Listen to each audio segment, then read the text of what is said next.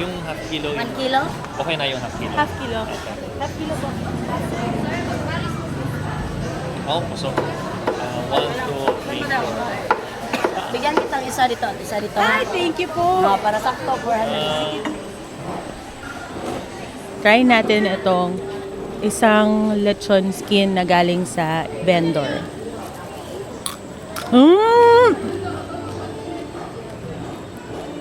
So good. Sarap, sarap, sarap. Yeah, I heard that from here. Yung lasa namin is masarap siya kasi yung baboy na kinatay namin is native. Masarap kasi yung native kasi yung balat niya is malutong tapos yung laman niya is malinamnam. Walang taba. Welcome to Carcar City in Cebu. Carcar is famous for its lechon. Sa Carcar City Public Market, madaling lumibot para sa libreng tikim. Yung nagpapasarap sa timpla ng Carcar. Ano ma'am, yung pineapple juice at saka 7-up. Tapos lagyan pa namin ng gatas, condensed. Yun ang nakapasarap ng lechon. Tapos asin, yan. Malutong nga ang balat. Ang karne, juicy. Malinamnam. Malasa. Sakto ang alat kaya di mo kailangan ng Mang Tomas. Sakto kapag sinabayan mo ng kanin na binalot sa coconut leaves. Ang tawag dito, puso. Bumili kami sa 2 stall. Sa second floor ng palengke, may mga mesa at upuan. Residents and tourists were all around us. We could have simply feasted. We were happy to just eat. But it was October and we didn't come here for the lechon. Or at least, not just for it.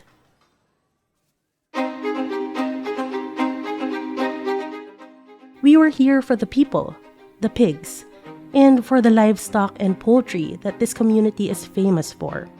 At the Carcar City Public Market, we sat down with the vendors and asked them about the harrowing day 2 years ago when they had to make a choice to save themselves or to save their pigs. For many, it was in fact one or the other.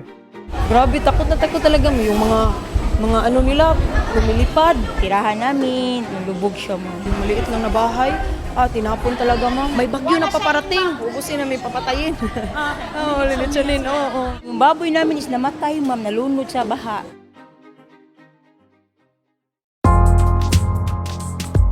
I'm Trisha Aquino reporting for Alagang Handa, a special series of Teka Teka News where we explore the link between animal welfare and our own well-being before, during, and after disasters. This series is produced with support from Internews' Earth Journalism Network. Namiminsala ngayon sa Visayas at Mindanao ang bagyong Odette. Nagkalat sa kalsada ang mga yero, nagtumba ang road barriers at iba pang debris. Ang kanilang mga bahay at pangkabuhayan, wasak na rin ng bagyo. 2 years ago, just more than a week before Christmas, Super Typhoon Odette struck Visayas, Mindanao, and Palawan. Some 400 people were killed by the storm. More than 1,000 were injured. 65 people went missing. And when it came to animals, the National Disaster Coordinating Body, the NDRRMC, says more than 100,000 heads of livestock and poultry were lost. Carcar was one of the places that took a direct hit. Here, more than 1,500 families were affected. Around 1,000 were brought to evacuation centers. Yung Odette, natakot talaga yung ganyan talaga yung hangin niya. Grabe, takot na takot talaga mo yung mga ano nila, lumilipad. Maraming naapektuhan doon, ma'am. Yung nakakaawa talaga yung mga mahirap, ma'am, ba? Yung maliit lang na bahay. Tinapon talaga, ma'am. Ginaganyan talaga ng hangin, grabe. Nakakaawa yung tindahan namin. Si Janelyn Manrial at ang kapatid niyang si Jewelyn ang tumatao sa lechon stall ng pamilya nila sa Carcar Public Market nung bumisita kami nung October, 2 months before the 2nd anniversary of Odette. May tindahan man kami doon sa lapit ng karsada. Tinapon talaga ng bagyo, ma'am. Ginaganyan, oh. Tapos 3 araw talaga hindi nagtitinda dito. Sira-sira man. Inayos pa. Bago pa kami pinapatinda. Sis, 3 araw ba yun, sis? Bago hindi pa kayo nagtitinda dito? 3 araw yun? 1 week. 1 week talaga, ma'am. Kasi inayos pa. Inayos pa kasi maraming sira. Baboy, nung araw nung Wala kaming baboy noon. Inubos namin. 3 days kasi magsasabi yung news, ma'am, na may bagyo na paparating. Iubusin namin, Ubusin namin, papatayin. Lilitsunin, The Manreals didn't necessarily raise pigs at home. They only bought what they could prepare and sell, so they only had a few pigs at a time, not whole kennels of them. December 16, the day they expected Odette, fell on a Thursday, so they only had 2 pigs to worry about and ultimately slaughter. Had it been a weekend, they would have had to figure out what to do with as many as 6 hogs. So when Odette struck, they roasted 2 pigs in advance. People were already staying home. There were no customers. So pinaksiw yung mga lechon at binenta sa mga kapitbahay nila later on. Right next to their market stall was that of Oca Paraz. His niece, Bonita, has been managing the shop for a decade now. They took a much bigger hit than the Manreals. Eto si Bonita. Tandang-tanda niya yung pagdating ni Odette. Ma'am, yung baboy namin is namatay, ma'am, nalunod sa baha. Yung mga more than 30 na baboy. Yung tirahan namin, wala nang nalubog siya, ma'am. Sa 5 alaga nilang baka, 2 lang din ang natira. Nag-evacuate po ba kayo? Oo, doon kami sa eskwelahan. Nag-evacuate kami, ma'am. They had to leave their animals behind. Kasi makikita naman yung ma'am, kaysa buhay. Mamatay tayo sa, ma'am. Kami lahat, nag-evacuate kami sa eskwelahan. Bahala na yung mga hayop, ma'am. Basta inuna namin yung aming buhay. Makikita naman natin yung pera. Money, she said, can be earned again. Human life is lost once and forever. That's the exact same thing Lerma Dave Tumulak told us.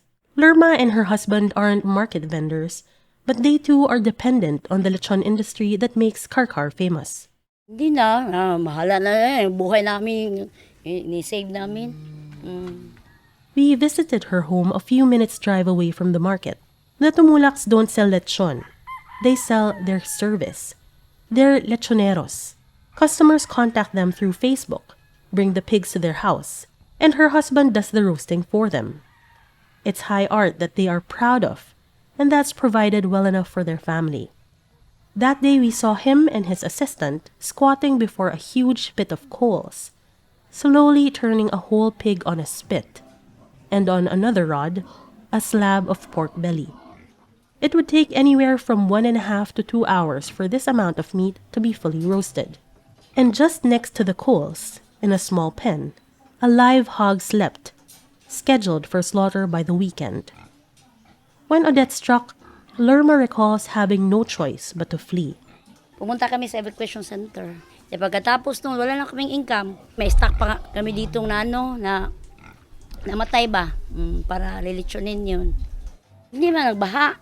Yung mga kahoy dito na nangawasak. Lahat na dagana na bang kahoy niya. Yung mga bubong niya.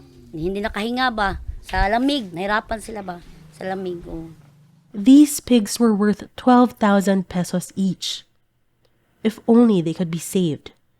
If only they could be protected, at least until the storm passes. Which, yes, I hear you, begs the question, so why weren't the pigs saved? Why weren't they evacuated to safer grounds? Aling Lerma says she herself knew it was a pointless question to ask. Saan lalagyan? Maraming tao. Yung baboy, walang lugar. Mabaho at saka maingay yun. Pero para kay Aling Bonita, yung namamahala sa stall ng tito niya sa Carcar Public Market, dapat iniisip ng gobyerno ang paglikas ng mga hayop. Dapat i-evacuate na lang siguro, ma'am, no? Sana hindi na maulit, ma'am, oy. Yung naranasan namin kasi naapektuhan talaga kami.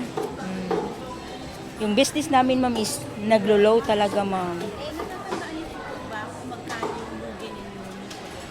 Yung audit is more than mga 80% siguro, ma'am. Pekto talaga, ma'am. 80% yung usual yung kinikita. Yes, malaki talaga yung naibawas namin, ma'am. Yung puhunan namin is na low na. For thousands of Filipinos dependent on livestock, or even just on the hog industry specifically, the hard times started as early as 2019, 2 years before Odette, with the outbreak of African swine flu, which persists until today. Then came COVID-19 and the hard lockdowns from 2020 to 2021. Pigs were culled, and customers who used to patronize the lechon were worried about the quality and safety of the pork they were eating. Many clients were also dealing with reduced incomes and could no longer spend on such luxuries as roast pig. Aling Bonita says sales only started picking up in November 2022. They seemed in high spirits when we spoke in October 2023. But they could also finally reflect on the string of disasters and crises, and themselves voice their answers to the question, what else could government and our collective communities have done? During COVID, for example, they felt some bit of direct assistance, however small and unsustainable. Nagbibigay sila ng kunting cash at saka yung mga bigas, yung mga canned goods. Here's Jenilyn, whose family owns the first lechon stall that we visited. May ayuda. Tag 5,000, ganyan. Kada bahay. And here's her sister, Jewelyn. Marami man din tumutulong dito, ma'am. Sa yung naapektuhan sa bagyo. Marami ding mga government na nagbigay ng mga tulong. Gaya ng kahit hindi nakatinda, binigyan ng tag 5,000, ganyan. Sa awa ng Diyos, naka din kami, nakatinda ng, ng ulit, tinda ulit. Insurance, wala po. Wala kami insurance dito. Meron nag-offer namin dito sa SS. Pero depende lang kung kayo, ma-register. Pero kami, wala. Ba't po hindi kayo nagpa-register? Walang time. Walang time. Alam mo naman yung mga Pilipino. busy lang ang isipin ba? Hindi iniisip yung kinabukasan kung ano ang benefits ng SS, di ba maganda yun? Maraming tulong. When I asked what the government should do for them, the question seemed to baffle them. They lost pigs, livestock, but they were alive. And 2 years after Odette, they have enough saved up to get their small businesses back on their feet. But they also acknowledge that the next unknown is not really unknown. Typhoons are facts of life in the Philippines. Viral outbreaks and pests, part of doing business. To that extent, other industry leaders and proponents stress government should also have a proactive plan in the face of typhoons, earthquakes, floods, even volcanic eruptions that every Filipino knows is coming. But do they? Do we? It takes anywhere from 10 to 12,000 pesos to raise a pig that's ready for the market, and that's money spent on feed alone. That's according to Jonathan Young, the president of the Central Visayas Pork Producers Cooperative.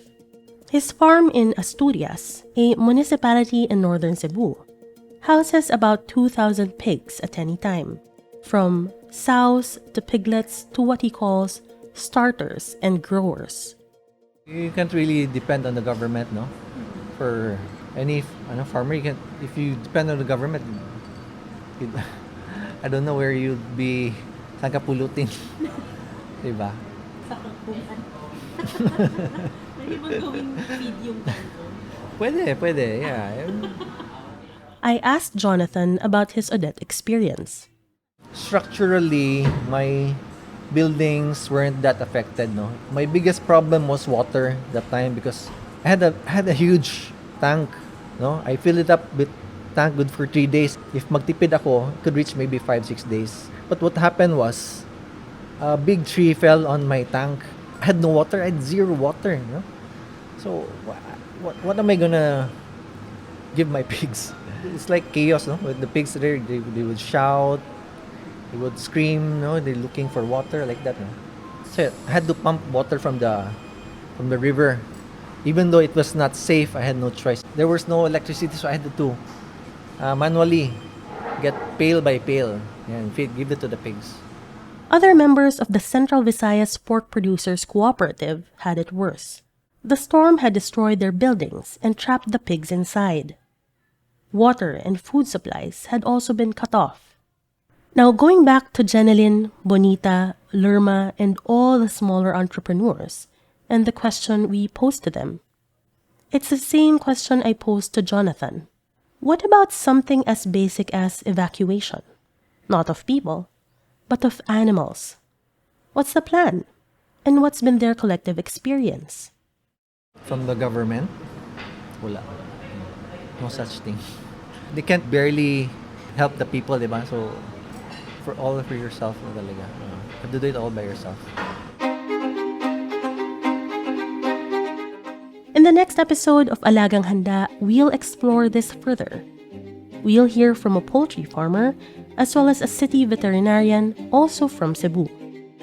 Muli, ako po si Trisha Aquino, the writer and producer of this special series for Teka Teka News. This episode was edited by Mark Casillan. Research by Paul Nicolas Soriano.